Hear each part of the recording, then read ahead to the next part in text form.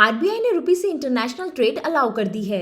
इसका मतलब है अब एक्सपोर्टर्स इंडियन रुपी में ट्रेड कर पाएंगे। अभी सिर्फ भूटान और नेपाल के साथ ही रुपी में ट्रेड होती है और ये कंट्रीज अपने बैंक पे रुपी का रिजर्व रखती हैं। पर अब आरबीआई ने यह और कंट्रीज के साथ भी अलाउ कर दिया है। ये मूव क्या रुपी की गिरती हुई वैल्यू को रोक पाएगा? Hello and welcome to all things curious. आइए जानते हैं कि अब कैसे ट्रेड होगी और क्या ये मूव इंडिया के लिए गेम चेंजर साबित होगा। पहले देखते हैं कि अभी तक ट्रेड कैसे होती है। अभी अगर किसी इंडियन कंपनी को पेमेंट करना है ऑस्ट्रेलिया की कंपनी को, तो इंडियन कंपनी पहले रुपी से डॉलर खरीदेगी, क्योंकि डॉलर ग्लोबली एक्सेप्टेड करेंसी है। ये ऑस्ट्रेलिया के लिए अच्छा है क्योंकि वो इस डॉलर को यूज़ करके किसी और कंट्री के साथ ट्रेड कर सकता है। पर ये इंडिया के लिए अच्छा नहीं है, क्योंकि जब हम डॉलर खरीदेंगे तो इससे डॉलर की डिमांड बढ़ेगी और रुपी की डिमांड घट जाएगी। और इसीलिए हम जब ट्रेड करते हैं बाहर के देशों से तो रुपी की वैल्यू कम होती रहती है। अब ये देखते हैं कि आरबीआई ने रुपी से जो ट्रेड अलाउ करी है वो होगी कैसे। सबसे पहले दूसरी कंट्री भी अग्री करनी चाहिए रुपी से ट्रेड करने के लिए। इसके बाद दोनों देश एक दूसरे के बैंक में अकाउंट खोलेंगे।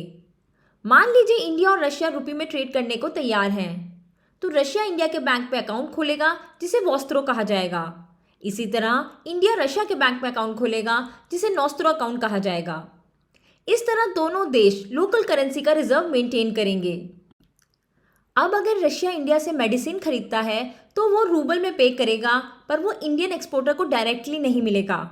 रशिया वॉस्त्रो अकाउंट में रूबल जमा करेगा और इंडियन बैंक उसे रुपी में कन्वर्ट करेगा उस दिन के कन्वर्जन रेट के अनुसार। जैसे आज एक इंडियन रुपी की वैल्यू है 0.73 रूबल, तो अब इंडियन एक्सपोर्टर को इंडियन रुपीस में पेमेंट मिलेगा और ऐसे ही इंडियन इंपोर्टर भी इंडियन रुपी में पेमेंट कर पाएगा। इससे इंडिया को क्या फायदे होंगे?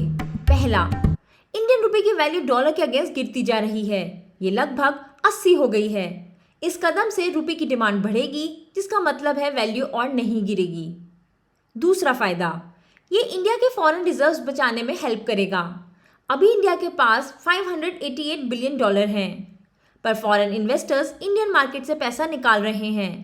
अभी तक 33 बिलियन डॉलर निकाला जा चुका है। साथ ही ट्रेड डेफिसिट बढ़ रहा है। पिछले साल के मुकाबले ये 2.5 टाइम्स ज़्यादा है। इसका मतलब है हम बहुत ज़्यादा इंपोर्ट कर रहे हैं और हमारे एक्सपोर्ट्स कम हैं। इसलिए आरबीआई देश के फॉरेन रिजर्व बचाकर रुपी को जहां हो सके वहां इंटरनेशनल ट्रेड में यूज़ करने को देख रहा है।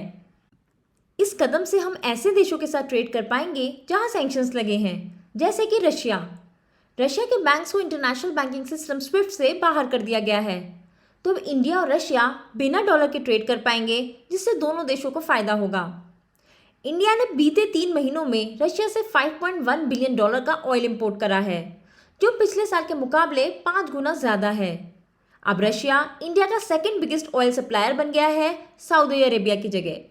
एक्सपर्ट्स का मानना है इस मैकेनिज्म से हम अपने नेबर्स के साथ भी ट्रेड कर सकते हैं, जैसे कि श्रीलंका के साथ, जहां इकोनॉमिक क्राइसिस है और उनके पास इंटरनेशनल ट्रेड के लिए फॉरेन रिजर्व्स नहीं बचे हैं। साथ ही हम ऐसे अफ्रीकन और साउथ अमेरिकन देशों के साथ भी ट्रेड कर सकते हैं जिनके पास भी फॉरेक्स की शॉर्टेज है। क्या पहले भी ऐसा कभी हुआ है कि इंडियन रुपी इंटरनेशनल करेंसी की तरह यूज़ हुआ हो? तो इसका आंसर है हाँ। अर्ली 60s में गल्फ कंट्रीज जैसे कतर, यूएई, कुवैत, ओमान रुपी एक्सेप्ट करती थी। इंडिया के ईस्टर्न यूरोप से भी पेमेंट एग्रीमेंट्स थे, पर 1960s के मिड में ये एग्रीमेंट्स खत्म कर दिए गए।